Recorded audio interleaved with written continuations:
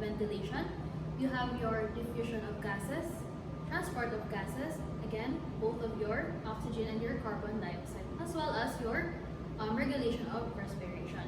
Okay, so we'll focus now sa pulmonary ventilation. Okay, let's define some terms. You have your ventilation. Okay, it refers to your breathing, okay, inhalation and exhalation of air between the atmosphere and your alveoli of the lungs. Okay, that is your ventilation. Again, movement lang ng air, okay, in and out of your lungs. Next, you have your respiration. Okay, there occur ang gas exchange. Okay, exchange of gases. It refers to your respiration. You have two. You have your internal respiration and you have your external respiration. Okay, so first, what is external respiration? Okay, exchange of gases between your alveoli and your pulmonary capillaries. Again, external respiration, exchange of gases between your alveoli and your pulmonary capillaries. Okay, in your external respiration, so your blood gains oxygen and loses your carbon dioxide. Okay, so by internal respiration, okay, exchange of gases from your or between sa mga systemic capillaries and your tissue cells. Okay, mas information, internal respiration. Okay, again, internal respiration, exchange of gases between your capillaries and your tissues. Okay, so sa internal respiration, your blood loses oxygen but gains carbon dioxide. Okay. Next, you have your perfusion. Okay, your perfusion refers to the flow of blood. Okay, si perfusion, okay, blood siya. Okay, to the pulmonary capillaries. Okay, you have your ventilation, okay, your V, and your perfusion, your Q. Okay, you have your ventilation-perfusion ratio. Okay, your ventilation counts to 4 liters per minute. Okay, amo ni mga air. While your perfusion or your blood, okay, accounts to 5 liters per minute. Okay, so the normal ventilation perfusion ratio is 0.8. Okay, if there is deviation sa muninga amount, okay, possible that kasi may problem sa ventilation or sa breathing or sa perfusion sa blood flow. Okay, that is your ventilation perfusion ratio. So you have 4 influences of pulmonary ventilation. Okay, you have your respiratory muscles, the contraction and relaxation. You have your alveolar surface tension, your lung compliance, and your airway resistance. Okay, so first, let's talk about your respiratory muscles. Okay, so you have respiratory muscles for inspiration. It can be normal or quiet or forced. Okay, you also have respiratory muscles for expiration. Okay, for forced expiration. Okay, so for your normal or quiet inspiration, so the main muscle is your diaphragm. Okay, and your external intercostals. Okay, so the function of your diaphragm is it contracts and pulls the lower surfaces of the lungs downward. Okay, while your external intercostals main function is it raises the rib cage. Next, you have your muscles for forced inspiration. Okay, you have 5. Okay, you have your sternocleidomastoid. Okay, you have your upper trapezius. You have your pectoralis minor. Okay, you have your anterior serratus, as well as your scalenes. Okay, these are all used when you are breathing or inhaling forcefully. For your normal or quiet expiration, you have no muscles, okay, na involved. You only have the elastic recoil of your lungs. Okay, it is due to the elastic fibers of your lungs as well as the surface tension. Okay, again, no muscles contracting during your normal expiration. Okay, rely lang siya sa elastic recoil. Okay? Just like when you are stretching a rubber band and mabalik lang siya sa original shape niya. Okay, that is during quiet expiration. But during forced expiration, you have your abdominal muscles and you have your internal intercostals. Okay?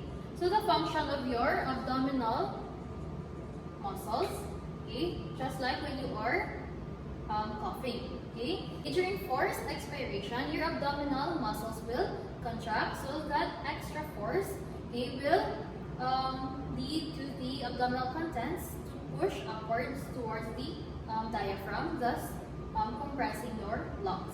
Your internal intercostals, okay, opposite lang sa function ng external, it depresses your rib cage. Okay, so those are the muscles for respiration.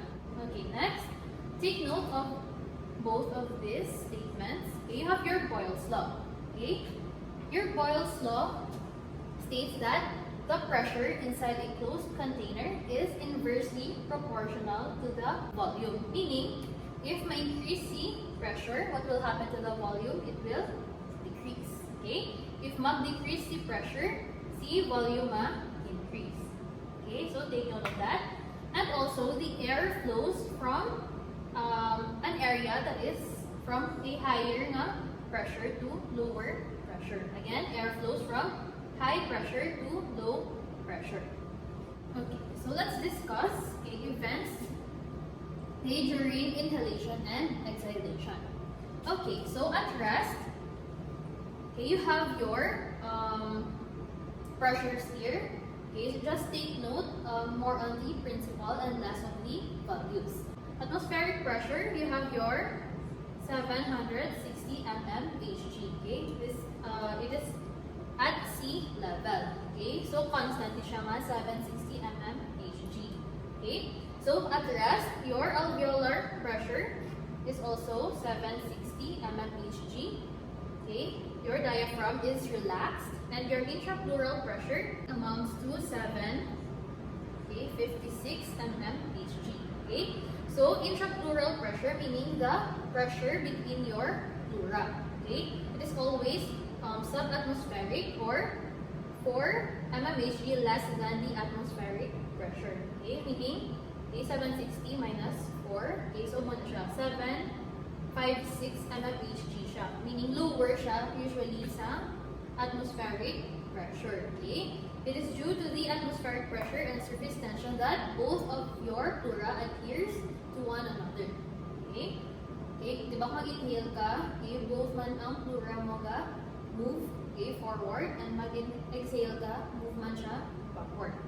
Okay, so that is at rest. Okay, during inhalation, okay, so your atmospheric pressure, okay, is constant, is the same, 760 mmHg. Okay, but when you inhale, okay, di ba, i-contract ang imong muscles, okay, your diaphragm and your external intercostals. Okay, your diaphragm, iya nga contracted yung state, ga-flatten siya. Okay? So at rest, do dome shape. But when you inhale, ga-flatten siya. Okay? Your external intercostal, okay, will raise your rib cage. Okay? So what will happen? Okay? Yes, it will contract. The muscles will contract. Your thoracic cavity, since nanaog si diaphragm and gin-raise ang imong rib cage, okay, it will increase, meaning increase ang size ng thoracic cavity. Since increase ang size ng thoracic cavity, ma-increase man ang volume inside your lungs. Again, Boyle's law, if increase the volume, what will happen to the pressure? It will decrease. Okay, both of the pressure will decrease. Constant si atmospheric pressure na 760, but your alveolar pressure or the pressure inside of your lungs ay ma-decrease siya. Okay, so yung value is at 758. Okay, 758 mmHg. Okay, so diin ang higher na pressure, it's the atmospheric pressure. And ang area na may lower pressure is your alveoli, or the alveolar pressure. So the movement is from area of high, so from the atmosphere to area of low atmosphere towards your lungs. Therefore, maka-inhale ka. Okay, opposite lang ang ma-occur during exhalation. Okay, your muscles will relax. Okay, ma-relax si diaphragm, ma-assume siya again siya nga dome shape. Okay, ma-relax si external intercostal. Okay, ma-assume siya again sa relaxed state. Therefore, okay, ma-relax ang muscles. What will happen to the thoracic cavity? Okay, ma-decrease iba ang size. Okay, so it will decrease your thoracic cavity. What will happen to the volume? Since decrease na ang space sa mga thorax, it will also decrease the volume. Okay, again, Boyle's law. If decrease the volume, what will happen to the pressure? It will increase. Okay, so again, atmospheric pressure, constant, 760 mmHg. Okay, your alveolar pressure, since gamay na ang space, ma-decrease ang volume, it will increase the pressure. Okay, so i-exceed niya si atmospheric pressure. Okay, so 762 mmHg. Again, area of high pressure, okay, to low pressure. So, from your lungs, siya na ang area of high pressure. Okay, towards the atmosphere, lower pressure, okay, maka-exhale ka. Okay, same goes lang sa imo nga intrapleural pressure. Okay, if ma-decrease si alveolar pressure, ma-decrease man siya. So, from 756, ma-decrease siya into 754. Okay, so sa diri, okay, mabalik lang siya sa normal yung value, which is 756.